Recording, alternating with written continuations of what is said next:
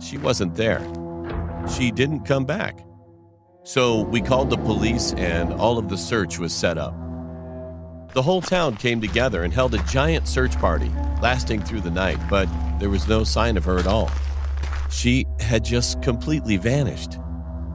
The weeks since were hell for both me and my dad. Rumors started spreading through town, and particularly around the school, that my mom had been murdered. Dad took things a lot worse than I did. He was a carpenter, so it wasn't unusual behavior for him to disappear into the garage for a long time to work on a chair or table or something. Especially, it was what he always did when he was stressed.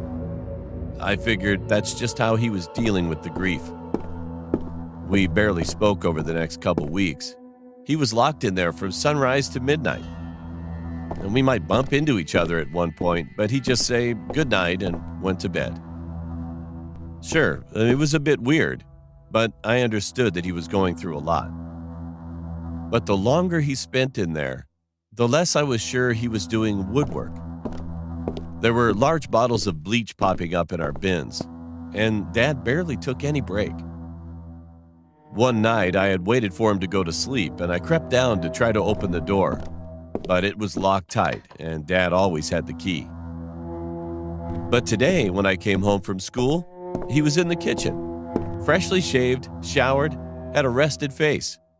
He was totally different from what he'd been for the last couple of weeks. He was cooking. My dad used to love grilling, and his steaks were always amazingly delicious. So it was a nice change, since I fed myself only pot noodles and soup for a few weeks. He set down two of the biggest, bloodiest steaks I had ever seen in my life. But it looked kind of different. Not bad, but just different. Dad tucked into a steak straight away, and I did too. It was a bit tough to chew, but the seasoning and flavors tasted just as good as the rest of the steaks were. We had finished pretty soon, and I was feeling full and satisfied. Then Dad said something I can't stop thinking about. I doubt they'll ever find her body.